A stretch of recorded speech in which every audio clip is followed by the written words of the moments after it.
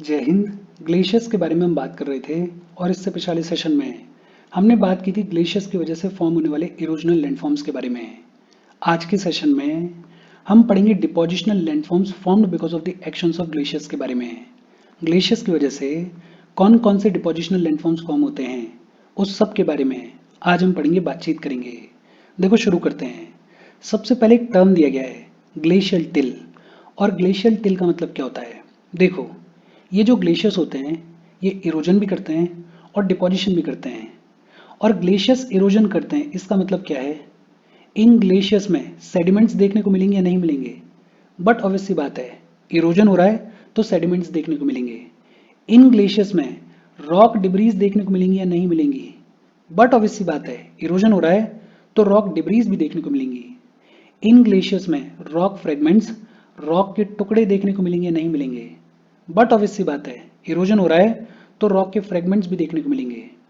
ये जो ग्लेशियर्स के सेडिमेंट्स होते हैं, रॉक डिब्रीज होती हैं, रॉक के फ्रेगमेंट्स होते हैं, इन्हीं को क्या बुलाया जाता है?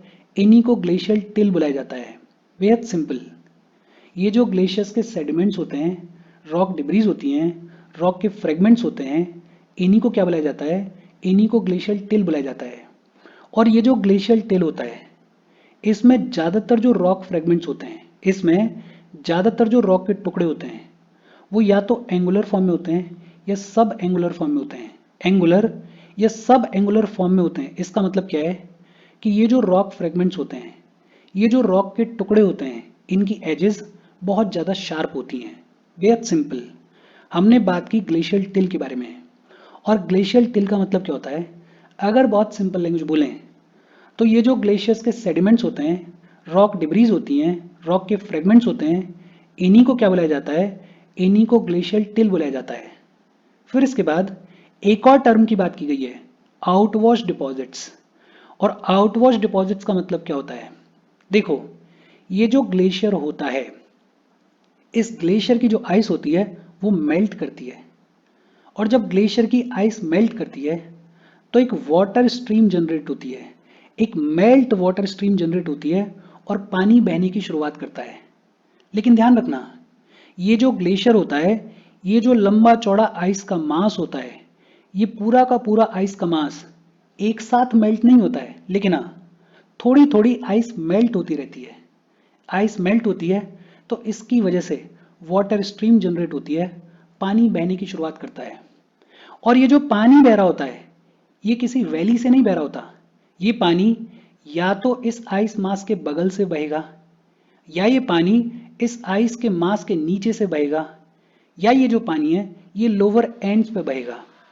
तो ये जो आइस मेल्ट होती है इसकी वजह से जो वाटर स्ट्रीम जनरेट होती है, जो पानी बहता है, वो पानी या तो ग्लेशियर के नीचे से बहेगा, या आइस के मास के साइड से बहेगा, या लोअर एंड से बहेगा। लेकिन जब ये पानी बहेगा, जब ये वाटर स्ट्रीम चलेगी, तो ये वाटर स्ट्रीम अपने साथ में डिब्रीज को, अपने साथ में सेडिमेंट्स को लेकर आएगी या नहीं लेकर आएगी? बट ऑब्वियस सी बात है कि ये जो पानी है ये अपने साथ में ग्लेशियल टिल्स को लेके आता है। और अगर पानी अपने साथ में डिब्रीज को लेके आ रहा है तो अल्टीमेटली इन डिब्रीज को कहीं ना कहीं डिपॉजिट भी करेगा। और ये जो ग्लेशियो फ्लूवियल डिपॉजिट्स होते हैं, ये जो ग्लेशियो फ्लूवियल डिपॉजिट्स होते हैं, इन्हीं को क्या बुलाया जाता है? इन्हीं को आउटवॉश डिपॉजिट्स बुलाया जाता है। बेहद सिंपल। हम क्या कह रहे हैं कि कोई लंबा चौड़ा ग्लेशियर है, लंबे चौड़े आइस के मासेस हैं। ये जो ग्लेशियर है इसमें आइस मेल्ट होती है। जब आइस मेल्ट होती है तो एक मेल्ट वाटर स्ट्रीम जनरेट होती है, पानी बहने की शुरुआत करता है। ये जो पानी बहता है ये इस आइस के मास के नीचे से बहेगा, साइड से बहेगा, लोअर एंड से बहेगा। लेकिन इंपॉर्टेंट क्या है कि जब ये पानी बहेगा, जब ये वाटर स्ट्रीम चलेगी, तो ये अपने साथ में डिब्रीज को लेकर आएगी या नहीं आएगी? सेडिमेंट्स को लेकर आएगी या नहीं आएगी? बट ऑब्वियस सी बात है, ये जो वाटर स्ट्रीम है, ये जो पानी है, ये अपने साथ में सेडिमेंट्स को, डिब्रीज को लेकर आएगा। और अगर डिब्रीज को लेकर आएगा तो अल्टीमेटली कहीं ना कहीं डिपॉजिट भी करेगा। यही जो ग्लेशियो फ्लूवियल डिपॉजिट्स हैं, इन्हीं को क्या बुलाया जाता है? इन्हीं को आउटवॉश डिपॉजिट्स बुलाया जाता है। बेहद सिंपल और इजी सी बात है। एक हमने बात की ग्लेशियल टिल के बारे में, और ग्लेशियल टिल का मतलब क्या होता है? ये जो ग्लेशियर्स के सेडिमेंट्स होते हैं, रॉक डिब्रीज होते हैं, रॉक फ्रेगमेंट्स होते हैं, उन्हीं को क्या बुलाया जाता है? उन्हीं को ग्लेशियल टिल बुलाया जाता है। और दूसरा हमने बात की आउटवॉश डिपॉजिट्स के बारे में। ये जो ग्लेशियर्स होते हैं, इन ग्लेशियर्स में आइस मेल्ट होती है। जब आइस मेल्ट होती है तो एक वाटर स्ट्रीम जनरेट होती है, पानी बहने की शुरुआत करता है। और ये जो पानी है ये अपने साथ में डिब्रीज को लेके आता है, सेडिमेंट्स को लेके आता है। और अगर डिब्रीज को लेके आ रहा है, सेडिमेंट्स को लेके आ रहा है, तो कहीं ना कहीं डिपॉजिट भी करेगा। यही जो ग्लेशियो फ्लूवियल डिपॉजिट होता है, इसी को क्या बुलाया जाता है? इसी को आउटवॉश डिपॉजिट्स बुलाया जाता है। बेहद इजी सी बातचीत है। अच्छा, अब हम एक एक करके बात करेंगे डिपोजिशनल लैंडफॉर्म्स के बारे में। सबसे पहला डिपोजिशनल लैंडफॉर्म है मोरेन्स। मोरेन्स का मतलब क्या होता है? देखो, ये जो मोरेन्स हैं ये होते तो ग्लेशियल टिल ही हैं, लेकिन ये जो ग्लेशियल टिल होता है, जब ये लॉन्ग रिज के फॉर्म में डिपॉजिट हो जाता है, जब ये ग्लेशियल टिल, जब ये ग्लेशियर के सेडिमेंट्स, रॉक की डिब्रीज लॉन्ग रिज के फॉर्म में डिपॉजिट हो जाते हैं, तो इसको क्या बुलाया जाता है? तो इसको मोरेन बुलाया जाता है। बेहद सिंपल। ये जो ग्लेशियल टिल होता है, जब ये लॉन्ग रिज के फॉर्म में डिपॉजिट हो जाता है, तो इसको क्या बुलाया जाता है? तो इसको मोरेन बुलाया जाता है। और ये जो मोरेन्स होते हैं ये कई टाइप के होते हैं। एक होते हैं टर्मिनल मोरेन्स। क्या होते हैं? Terminal moraines. ये जो टर्मिनल मोरेन्स हैं इनको एंड मोरेन्स भी बुलाया जाता है। क्या बुलाया जाता है? एंड मोरेन्स भी बुलाया जाता है। और एंड मोरेन्स क्यों बुलाया जाता है? बिकॉज ये जो टर्मिनल मोरेन्स होते हैं ये देखने को मिलते हैं ग्लेशियर के बिल्कुल एंड पे, ग्लेशियर के बिल्कुल एंड पे, ग्लेशियर के बिल्कुल टो पे। जो ग्लेशियल टिल्स का, जो सेडिमेंट्स का, जो डिब्रीज का लॉन्ग रिज के फॉर्म में डिपोजिशन होता है, उसी को क्या बुलाया जाता है? उसी को टर्मिनल मोरेन बुलाया जाता है। बेहद सिंपल। टर्मिनल मोरेन का मतलब क्या है? ग्लेशियर के एंड पे, ग्लेशियर के टो पे जो ग्लेशियल टिल्स का लॉन्ग रिज के फॉर्म में डिपोजिशन होता है, उसी को क्या बुलाते हैं? उसी को हम बुलाते हैं टर्मिनल मोरेन। ये जो इमेज है, इस इमेज में देखो, देखो ये पूरा का पूरा ग्लेशियल वैली है। ये है पूरा का पूरा ग्लेशियर। ये क्या है? ये है पूरा का पूरा ग्लेशियर। ये जो ग्लेशियर है इसके बिल्कुल एंड पे ये जो डिपोजिशन देखने को मिल रहा है, ये जो डिपोजिशन देखने को मिल रहा है, इसी को क्या बुलाते हैं? इसी को टर्मिनल मोरेन बुलाते हैं। क्या बुलाते हैं? इसी को टर्मिनल मोरेन बुलाते हैं। तो एक होते हैं टर्मिनल मोरेन्स, फिर दूसरे होते हैं लेटरल मोरेन्स। और लेटरल मोरेन्स का मतलब क्या है? जो ग्लेशियल वैली होती है, उस ग्लेशियल वैली के साइड्स पे जो ग्लेशियल टिल्स का डिपोजिशन होता है, जो सेडिमेंट्स का डिपोजिशन होता है, उसी को क्या बुलाते हैं? उसी को लेटरल मोरेन बुलाते हैं। जो ग्लेशियल वैली होती है, उस ग्लेशियल वैली के साइड्स पे जो ग्लेशियल टिल्स का, जो सेडिमेंट्स का डिपोजिशन होता है, उसी को क्या बुलाते हैं? उसी को लेटरल मोरेन बुलाते हैं। देखो, टर्मिनल मोरेन क्या होता है अभी हमने देखा। अब देखो, ये है पूरी ग्लेशियल वैली। इस ग्लेशियल वैली के साइड्स में ये जो डिपोजिशन देखने को मिल रहा है, ये जो डिपोजिशन देखने को मिल रहा है, इस डिपोजिशन को क्या बुलाते हैं? इस डिपोजिशन को लेटरल मोरेन बुलाते हैं। तो एक तो हमने बात की टर्मिनल मोरेन के बारे में, ग्लेशियर के एंड पे, ग्लेशियर के टो पे जो डिब्रीज का लॉन्ग रिजेस के फॉर्म में डिपोजिशन देखने को मिलता है, उसको बुलाते हैं टर्मिनल मोरेन। और दूसरा हमने पढ़ा लेटरल मोरेन के बारे में।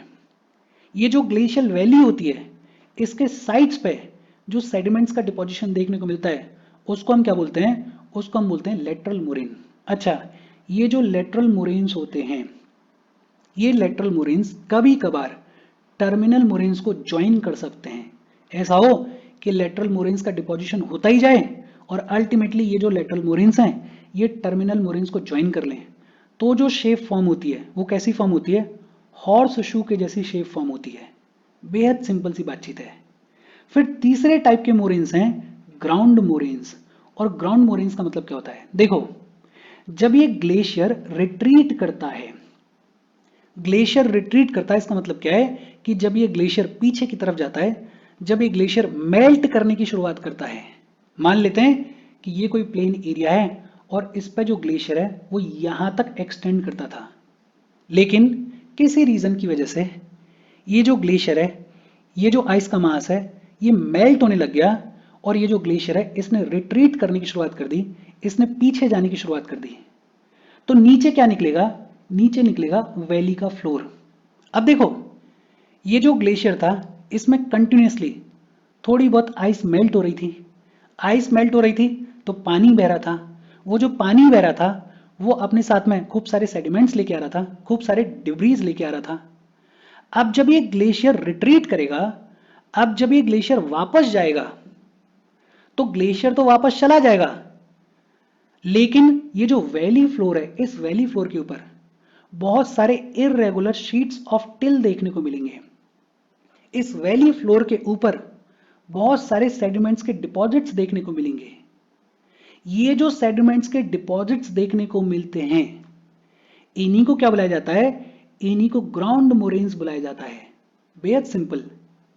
जब ग्लेशियर रिट्रीट करता है, जब ग्लेशियर वापस जाता है, तो ग्लेशियर तो वापस चला जाता है, लेकिन वैली फ्लोर के ऊपर बहुत सारा इररेगुलर शीट ऑफ टिल देखने को मिलता है, बहुत सारा डिपोजिशन देखने को मिलता है, सेडिमेंट्स देखने को मिलते हैं। ये जो डिपोजिशन है, इसी को क्या बुलाते हैं? इसी को ग्राउंड मोरेन्स बुलाते हैं। और फिर एक और टाइप के मोरेन्स हैं, मीडियल मोरेन्स। और मीडियल मोरेन्स का मतलब क्या होता है? कोई दो ग्लेशियर्स हैं, कोई दो ग्लेशियर्स हैं और ये दो ग्लेशियर्स एकदम साइड बाय साइड एग्जिस्ट करते हैं। इन दोनों ग्लेशियर्स की जो इंटरनल मार्जिन है, इन दोनों ग्लेशियर्स की जो इंटरनल मार्जिन है, जो अंदर वाली साइड है, उस पे जो सेडिमेंट्स का डिपोजिशन होता है, उस पे जो डिब्रीज का डिपोजिशन होता है, उनको क्या बुलाया जाता है? उनको मीडियल मोरेन्स बुलाया जाता है। बेहद सिंपल। हमने बात की मोरेन्स के बारे में। मोरेन्स क्या होते हैं? ये जो ग्लेशियल टिल्स होते हैं, जब ये लॉन्ग रिजेस के फॉर्म में डिपॉजिट हो जाते हैं, तो इन्हीं को क्या बुलाया जाता है? मोरेन्स बुलाया जाता है। और ये जो मोरेन्स होते हैं, ये चार टाइप के होते हैं। एक होते हैं टर्मिनल मोरेन्स। ये जो टर्मिनल मोरेन्स होते हैं, इनको एंड मोरेन्स भी बुलाया जाता है। और एंड मोरेन्स क्यों बुलाया जाता है? होपफुली अब तक आपको समझ में आ गया होगा। ग्लेशियर के एंड पे, ग्लेशियर के टो पे जो डिब्रीज का लॉन्ग रिजेस के फॉर्म में डिपोजिशन होता है, उसी को क्या बुलाते हैं? उसी को टर्मिनल मोरेन बुलाते हैं। फिर दूसरे होते हैं लेटरल मोरेन। और लेटरल मोरेन्स का मतलब क्या होता है? जो ग्लेशियल वैली होती है, जो ग्लेशियल वैली होती है, उसके साइड्स पे जो डिब्रीज का डिपोजिशन होता है, इस ग्लेशियल वैली के साइड्स पे जो डिब्रीज का डिपोजिशन होता है, उसी को क्या बुलाया जाता है? उसी को लेटरल मोरेन बुलाया जाता है। फिर तीसरे होते हैं ग्राउंड मोरेन्स। और ग्राउंड मोरेन्स का मतलब क्या होता है? जब ये ग्लेशियर रिट्रीट करता है, वापस जाने की शुरुआत करता है, तो वैली फ्लोर के ऊपर खूब सारे डिपोजिशंस देखने को मिलते हैं। ये जो डिपोजिशंस होते हैं, इनको क्या बुलाया जाता है? इनको ग्राउंड मोरेन्स बुलाया जाता है। और चौथे होते हैं मीडियल मोरेन्स। और मीडियल मोरेन्स का मतलब क्या होता है?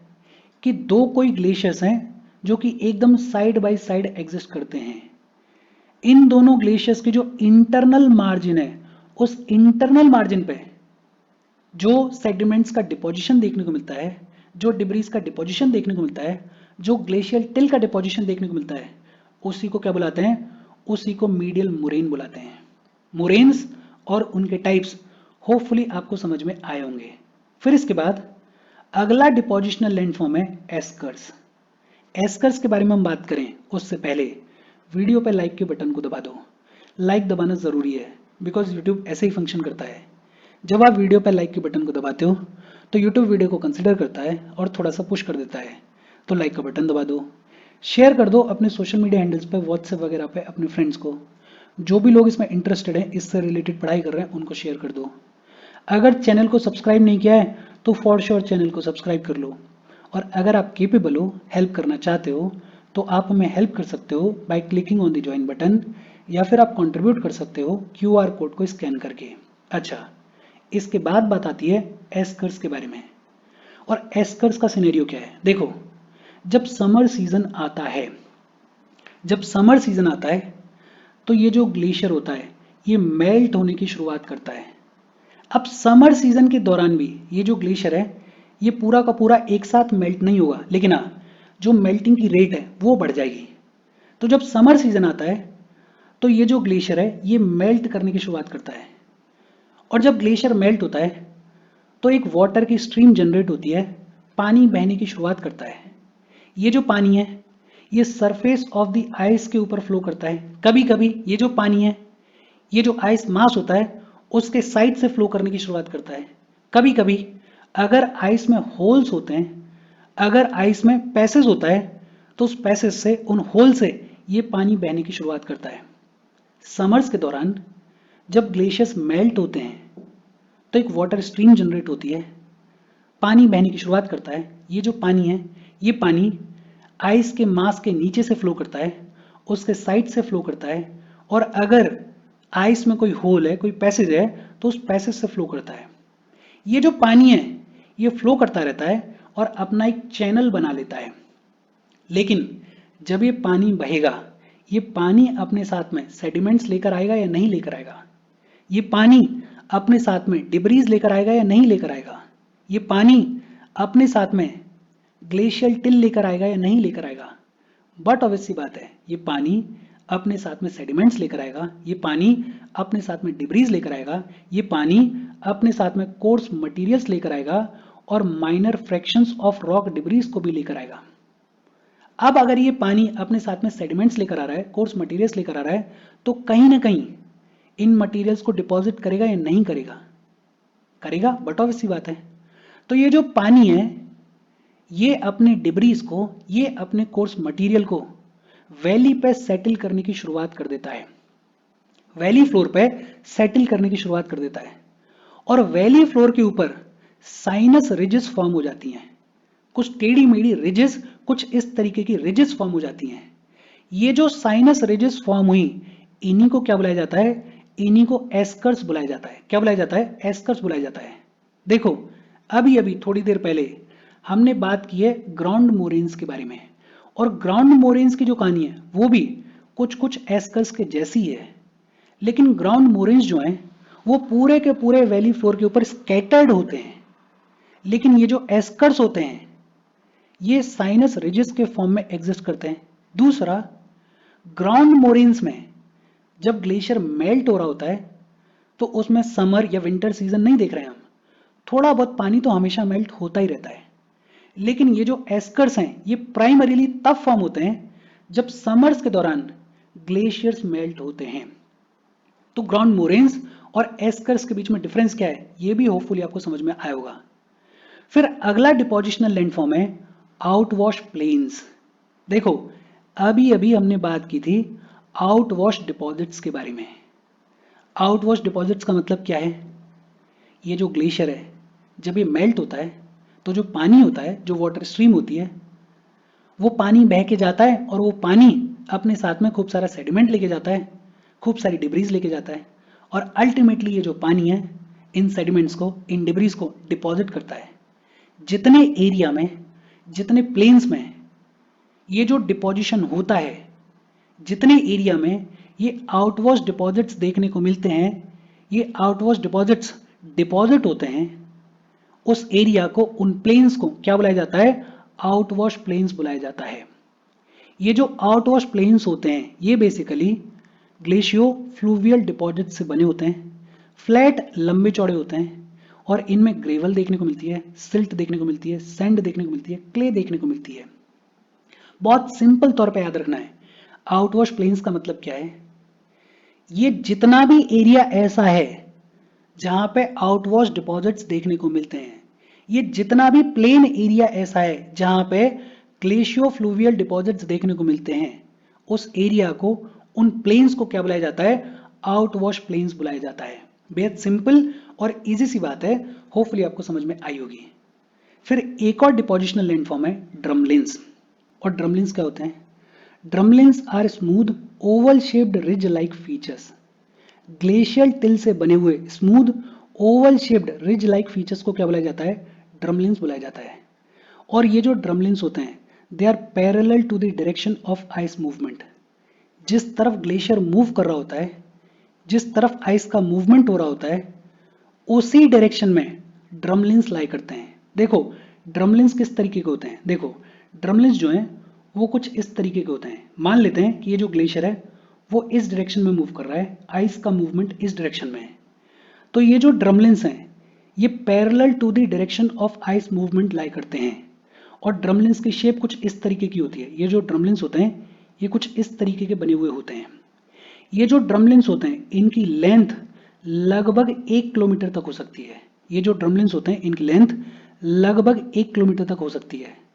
और ये जो ड्रमलिन्स होते हैं इनकी हाइट लगभग 30 मीटर तक हो सकती है। ये जो ड्रमलिन्स होते हैं इनकी हाइट लगभग 30 मीटर तक हो सकती है। अच्छा, ये जो ड्रमलिन्स होते हैं इन ड्रमलिन्स की वो वाली साइड जो कि ग्लेशियर को फेस कर रही होती है, उस साइड को क्या बुलाया जाता है, उस साइड को स्टॉस बुलाया जाता है। वो वाली साइड जो कि ग्लेशियर को फेस कर रही होती है, वो वाला एंड जो कि ग्लेशियर को फेस कर रहा होता है, उसको क्या बुलाया जाता है, उसको स्टॉस बुलाया जाता है। और जो अपोजिट एंड होता है उसको क्या बुलाया जाता है, उसको टेल बुलाया जाता है। जो अपोजिट एंड होता है उसको क्या बुलाया जाता है, उसको टेल बुलाया जाता है। अब देखो आइस जो है वो इस डायरेक्शन में मूव कर रही है। ये जो आइस है ये स्टॉस से आके टकराएगी या नहीं टकराएगी, बट ऑब्वियसली बात है टकराएगी। और जब आइस इस स्टॉस एंड से आके टकराएगी तो ये जो स्टॉस एंड है ये ब्लंट हो जाएगा। तो ये जो स्टॉस एंड होता है ये ब्लंट होता है। बेहद सिंपल। ड्रमलिन का वो वाला एंड, वो वाली साइड जो कि ग्लेशियर को फेस कर रही होती है उसको क्या बुलाया जाता है, उसको स्टॉस बुलाया जाता है। और ये जो स्टॉस होता है ये ब्लंट होता है। और जो अपोजिट साइड होती है उसको क्या बुलाया जाता है, उसको टेल बुलाया जाता है। अच्छा, ये जो ड्रमलिन्स होते हैं they give an indication of the direction of glacier movement. ये जो ड्रमलिन्स होते हैं इनसे पता चलता है कि ग्लेशियर के मूवमेंट की डायरेक्शन क्या है। भाई शेप देख के पता चल जाएगा ना, जिस तरफ स्टॉस है उस तरफ से ये जो ग्लेशियर है वो मूव कर रहा होगा। तो ये जो ड्रमलिन्स होते हैं they give an indication of the direction of the glacier movement. और इसके साथ ग्लेशियर्स की वजह से जितने भी डिपोजिशनल लैंडफॉर्म्स फॉर्म होते हैं उन सब के बारे में हमने पढ़ लिया। देखो बेहद इजी सी चीज़ें हैं, एक बार में आपको समझ में आनी चाहिए। फिर भी अगर कोई डाउट हो तो कमेंट करके पूछ लेना। Thank you very much.